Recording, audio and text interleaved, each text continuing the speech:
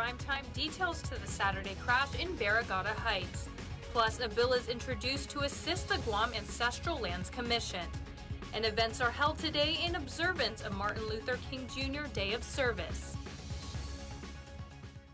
Hafa and good evening, everyone. I'm Hannah Devonzo, and thanks for tuning in to your news leader.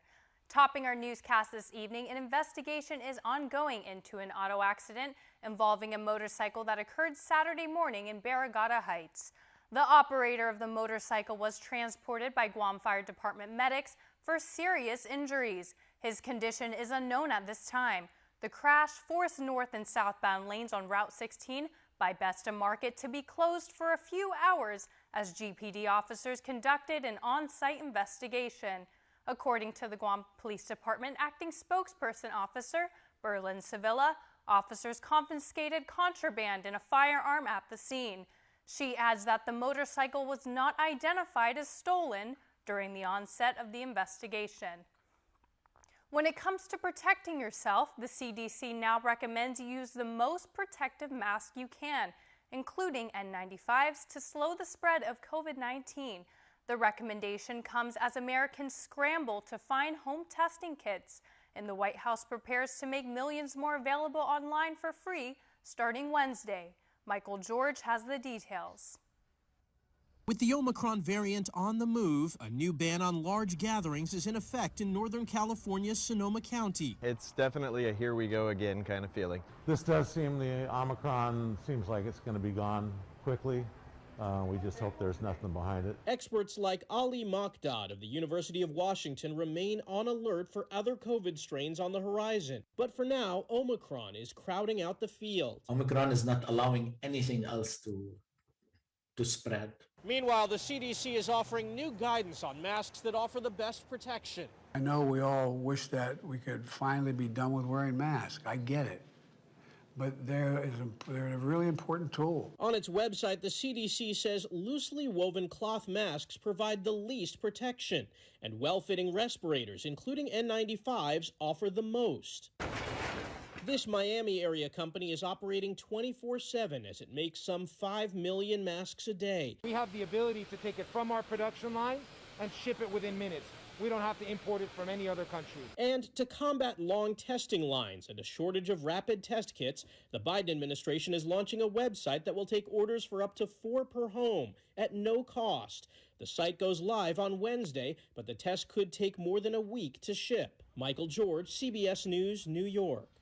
As Guam is in its 4th COVID-19 surge, will schools be shutting down? KUAM's Isaiah Uggan has more on this report. The Guam Department of Education has reported 143 COVID-19 cases among students and employees since January 3rd. About 108 students and 35 staff who have reported to school campuses in the last 2 weeks have tested positive for COVID, according to GDUE. The latest GDUE weekly COVID-19 dashboard shows that 94% of employees, 96.5% of students 12 years of age and older, and 20.2% of students 5 to 11 years of age are reported fully vaccinated against the deadly virus.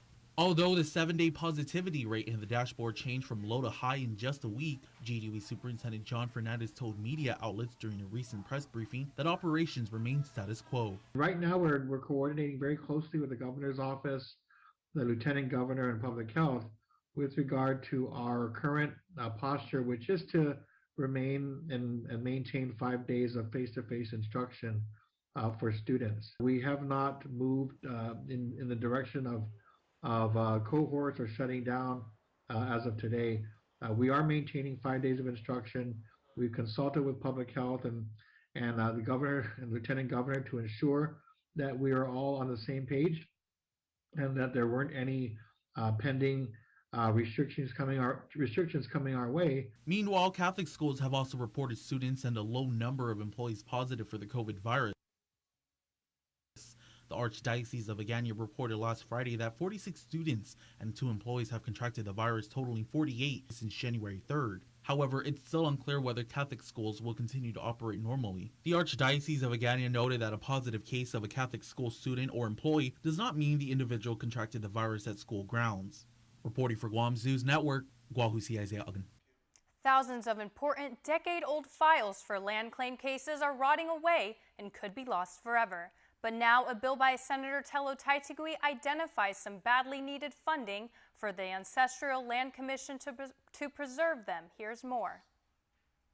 The records could prove very important for claimants of the hundreds of acres of federal property that are still awaiting transfer.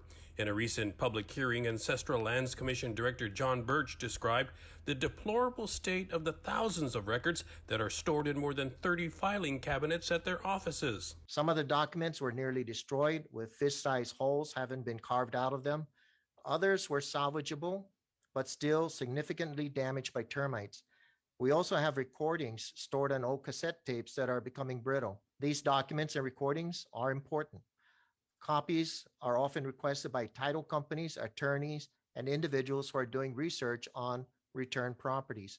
We would like to place these documents on our website or on some sort of shared file where anyone can easily access them. Senator Taitigui, while searching for money to cover the cost of digitizing the records, came across about $90,000 that's supposed to be in a now inactive special fund account, the Agana Fractional Lots Fund. How much money is truly in this account?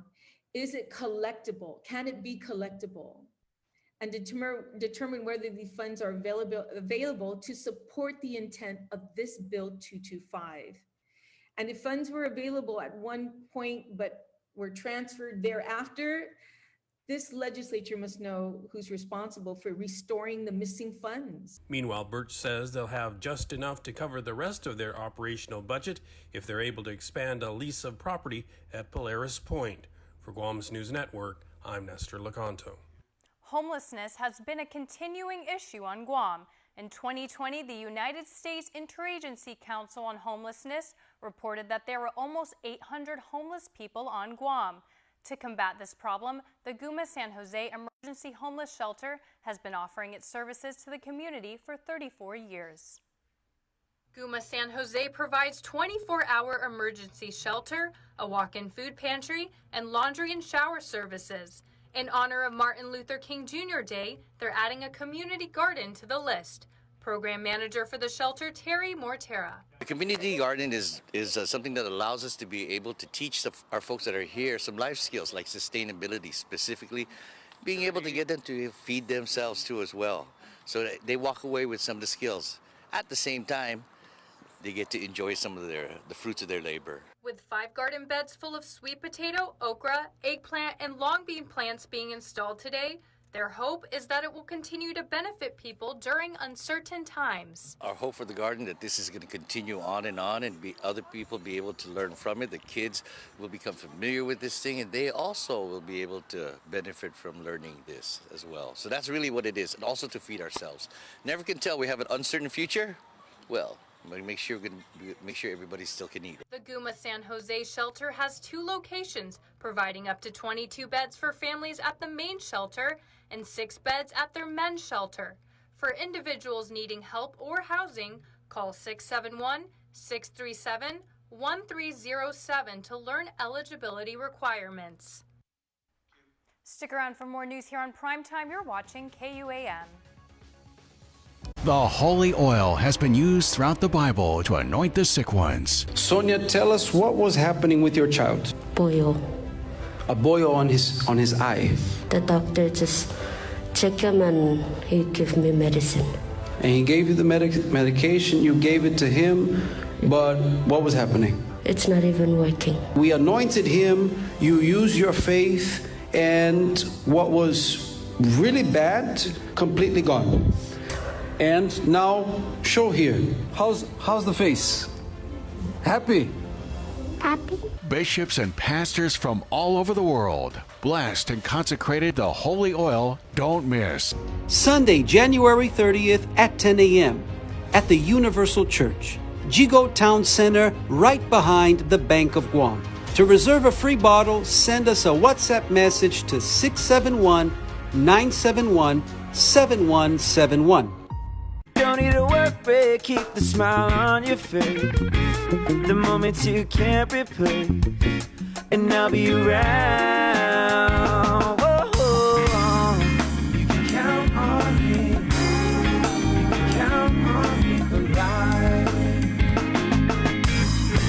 Wherever life takes you, We're always here for you.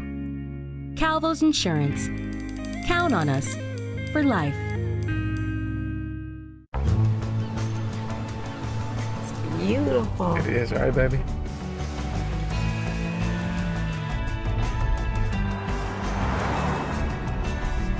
Dad, isn't that where we usually stop for gas? It's where we used to stop, but not anymore. But isn't that the place with the milkshakes? Okay, all right, let's go. Good job, kids. Take your adventure further in the first ever Santa Fe Hybrid. When making the new Kentucky Fried Chicken sandwich, people asked how I felt about burger places selling fried chicken. I'd say that's none of my business. Just like making fried chicken is none of theirs. Get the new Kentucky Fried Chicken sandwich. It's finger-licking good. Let us know what's up on our KUAM News WhatsApp tip line at 671-727-0094. Share information about what's happening in your town, on Guam or the CNMI, and what you want us to know. Reach us on WhatsApp at 671-727-0094. The food shortage isn't just an issue that we're seeing here on Guam, but it's happening everywhere. In our next story, Tyler Matanani dives deeper into the shipping delays, what this means in terms of the island's food security, and the solutions. It's a very complicated issue with multiple factors involved, and it's being felt all over the world. COVID is one of the factors that's involved with it, but there's a multitude of factors involved. But overall, the entire shipping industry and supply chain, global supply chain, is having a lot of problems with getting products to people on time. Guam's food security is something Senator Clint Rigel has been concerned with for a long time. On Guam, we're so sort of isolated and we're kind of at the end of the supply chain. We're such a tiny market. We're sort of like the last people they think of. And it's one thing to deal with supply chain issues for other products, but it's a whole other thing when it's food. Of course, we can live without certain products for a while, right? Maybe your favorite deodorant doesn't come in for a while. You can live without it, right? Maybe you switch to another deodorant. But you can't live without food. So just how secure is the island's food system? Well, not really secure at all. At least 90% of the foods we eat are imported. That shows how vulnerable we are in the case of food shortages, in the case of supply chain and delivery issues, like some of the issues we're experiencing now with certain products in stores. Now imagine if this expanded to more products. We're just so much more vulnerable because we're importing just about all of our food. Which is why he's been such a huge proponent in developing a robust agricultural industry here at home. For Rigel, this means not only would the island be more self-sufficient from a security standpoint, but it would also boost the economy because we would no longer be as dependent on imports. And that means a number of things. It means we keep more money on island circulating in our economy. It also means that we create new jobs for people who are going to be growing and producing the food. And that's both produce and meat. Rigel has introduced a bill to help develop a slaughterhouse. We're importing all of our meat right now, 100% of it, because there is no slaughterhouse, so there's no ability to market and sell local meat products. It would also make for a healthier, fresher island. All foods that are brought in are shipped overseas for at least 2 weeks. Now that's not counting all the other time it takes from harvesting to trucking to the distribution centers and then finally getting onto a ship before it makes its way out here. So you're getting food that's been sitting in a freezer for weeks. It actually loses nutritional value the longer that food sits. In the meantime, Rigel encourages everyone to buy everything locally and to start learning how to grow our own crops. With new advanced technologies such as vertical farming, food security would no longer be a fear here on Guam. We'd even be able to grow food that we wouldn't even think could be grown due to the island's climate. For example, food that we think requires a colder climate. Well, if we grew that indoors, we can, of course, control the climate, and then we can lower the temperature indoors. Now, there'll be costs with power, and that's another reason why I'm a big proponent of renewable energy, so we can reduce those power costs, because renewable energy is already cheaper than fossil fuel energy. Reporting for Guam's News Network, I'm Tyler Matanani. It's a critical tool that can potentially help in solving some of the island's cold cases. Joan Ugancharfer sits down with the chief of police as the new DNA forensic lab nears completion. what we're able to do is to go back to our old unsolved homicide cases and see if there's any evidence, forensic evidence, that has any DNA in it. And we can use that to at least do an analysis and determine that, hey, you know, we found all the DNA of the victim, maybe associates that we know of, but we have unknown DNA. And so that'll help us narrow down that, you know, that there is a possibility that somebody out there exists that may match this unknown DNA from a crime scene. GPD Chief of Police Steven Ignacio referring to how the new DNA forensic lab at the Guam Community College will be a game changer with innovative and current forensic technology. Although he wasn't part of the planning phase for the lab, Ignacio knows the idea came about back in 2009 when there was a forensic science symposium with then Chief Frank Ishizaki. The idea came up about, should we be building capacity in the region and for Guam in our forensic science division, and so that's what happened. Is that discussion came about, and the discussion was furthered through the actual funding of the DNA lab through the good work of Dr. Okada and her team up at the Guam Community College. And with the lab expected to be completed in February, this doesn't mean the doors will be open immediately. There's going to be the training involved with the personnel. Right now, we're procuring the specialized equipment that we need to do DNA analysis.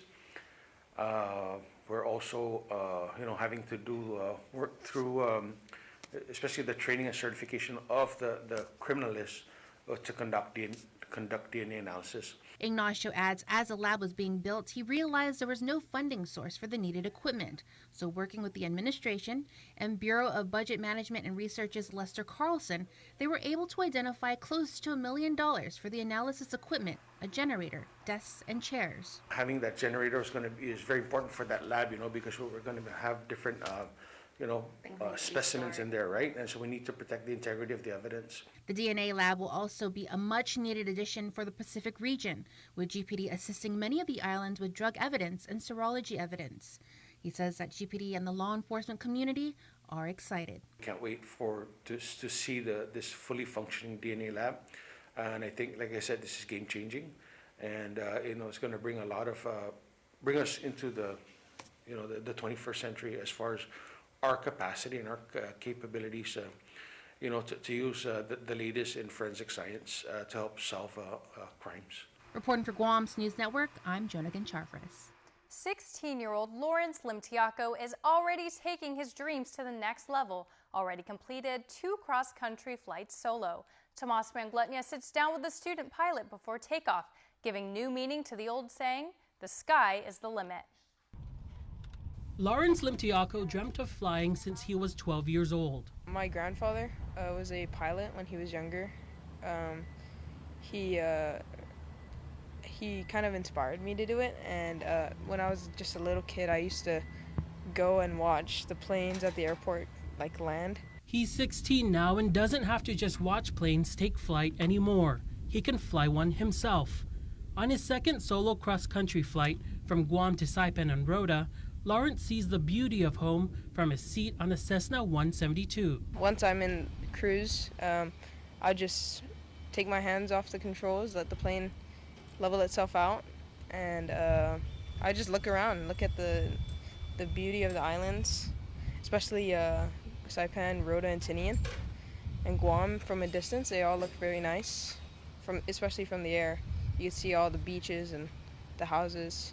It's really nice up there. As he's flying over the vast blue Pacific Ocean alone, he's hard at work, prepared for every scenario after hours of studying and practice. He has to be able to fly by himself. On his first solo, he has to be able to land safely, so we did that.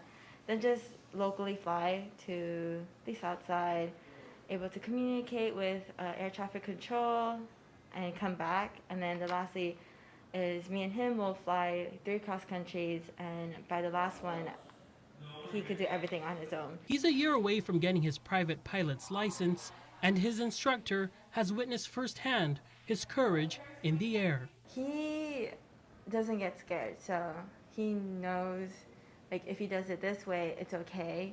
Even if he did something wrong, he won't get, sad about it or scared about it, he'll learn from it. So that is really the challenging part, especially when you're flying at such a young age. People think there's so many things could go wrong, but he takes that and learns from it. His parents proudly and nervously watching him take off each time. We are a family that come from kind of like extreme sports with the motocross racing, and he does jump his bike, and it's kind of like flying because he is in the air. But of course, he's never 7,500 feet in the air. And when he isn't soaring up there, he's at home practicing on a flight simulator. They've seen him grow as a student at Father Dueñas, where he takes part in NJROTC. He's also a leader of the U.S. Navy Sea Cadets Corps and a flight commander for the Bravo flight at the Anderson Air Force Base Civil Air Patrol Wing. He flew the airplane before he even got his permit, driving his car, driving a car. Yeah. So that was a big deal, right? Because he got to fly solo before he even got his permit, his license. And his sights are set on attending the U.S. Naval Academy. I really like being in the air, really like going fast. So I think being a fighter pilot, you get the best of both worlds. You get to go in the air and go really fast. On his second solo flight, for the first time, he landed on Saipan to meet CNMI Governor Ralph Torres, who congratulated him on his journey. The governor describing Lawrence's talent as remarkable. His parents one day hope to be in the passenger seat next to their son at the wheel, and his father wants to learn how to fly from his son.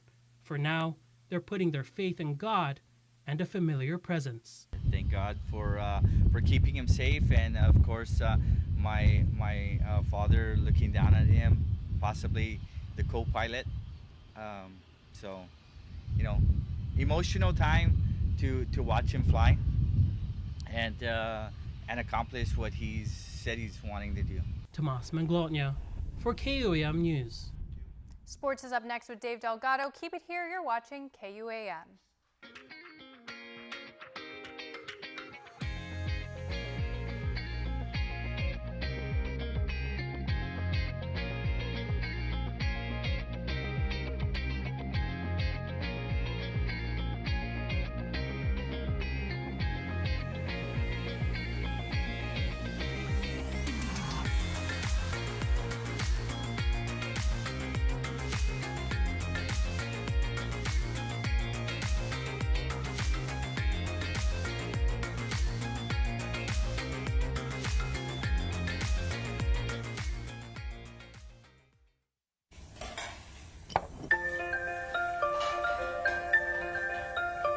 Honey, do you want some milk?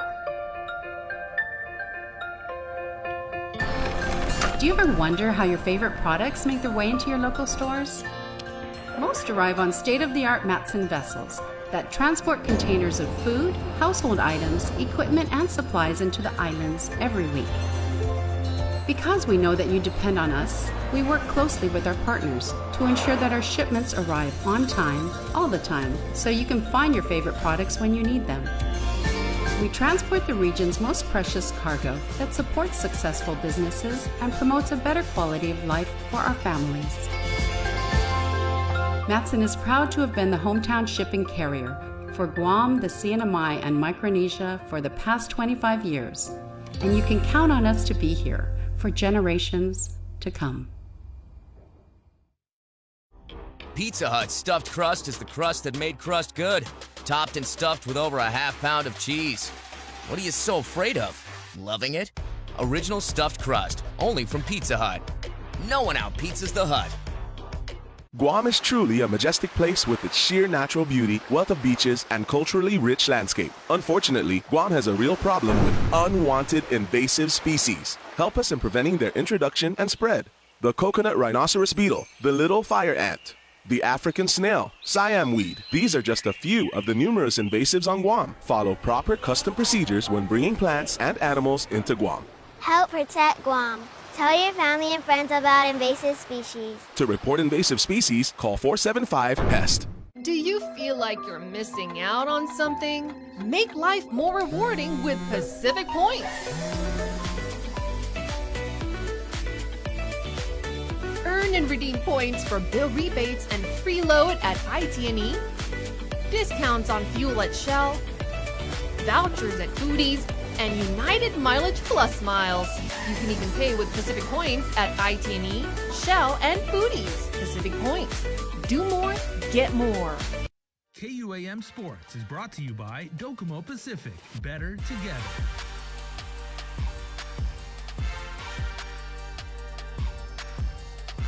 The 2022 Eastern IIAAG boys basketball season tipped off with the Father Duenas Friars hosting the Notre Dame Royals.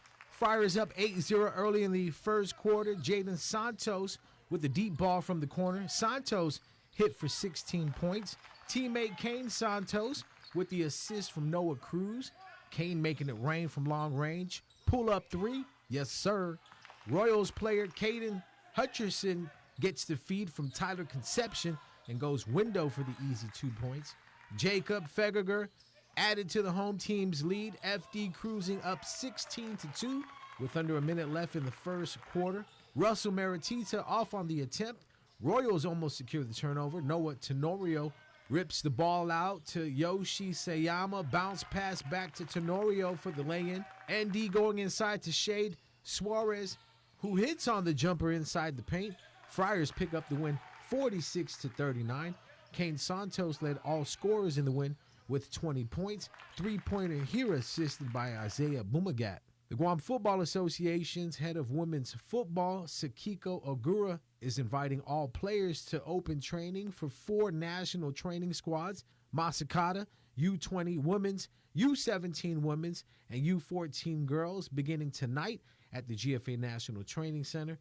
Opening training sessions for the U14 and U17 age groups will be held January 17th through the 19th and January 21st from 5:30 to 7 p.m. For the U20 age group and the women's national team, opening training sessions will be held from 7 to 8:30 p.m. on the same dates. KUAM Sports is brought to you by Docomo Pacific. Better together.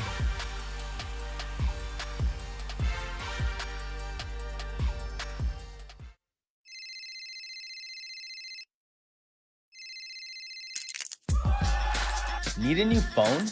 Trade in now and get up to $500 off our best 5G devices. Trade in your older phone in any condition and step up to better savings and speeds only our 5G network can provide. Check out our website and catch up on the best mobile experience. Trade in now. Docomo Pacific. Better together.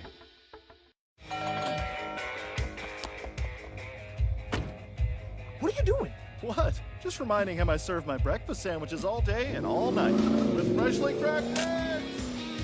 Try my 2 for $6 double bacon breakfast sandwiches. Guam's auto appearance specialist, Elegant Reflections, has been providing the automotive industry with professional detailing and car care products at its highest quality, from complete detailing, full interior detailing, exterior detailing, headlamp restoration, hand washing, seat and carpet shampoo, engine degreasing, undercarriage cleaning, paint sealant, fabric protection, paint oxidation removal, and so much more. Visit us at our new location. Call 646-5555 for an appointment. Elegant Reflections, Guam's auto appearance specialist, over 20 years of experience.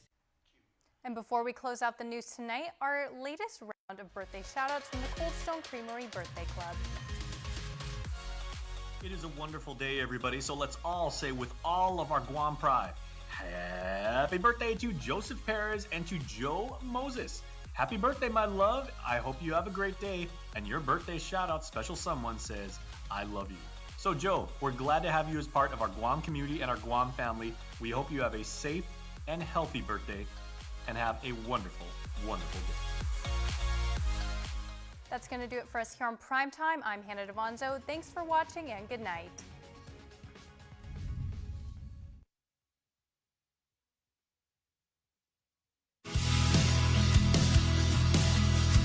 Beyond Our Borders is brought to you by KFC and the Medical City, where patients are partners. Hafa day, everyone. I'm Nestor LeConta. Welcome to another edition of Beyond Our Borders. And this month, we're going to talk a little bit about the 40th anniversary of United Airlines service to Manila, Philippines. And joining us are a couple of top executives from the region for United Airlines. We have Wally Dias, who is the Let me make sure I get your title right here, Wally. Good friend of ours on Guam. Many of you might remember him. Wally is the managing director of sales for Greater China, Korea, and for South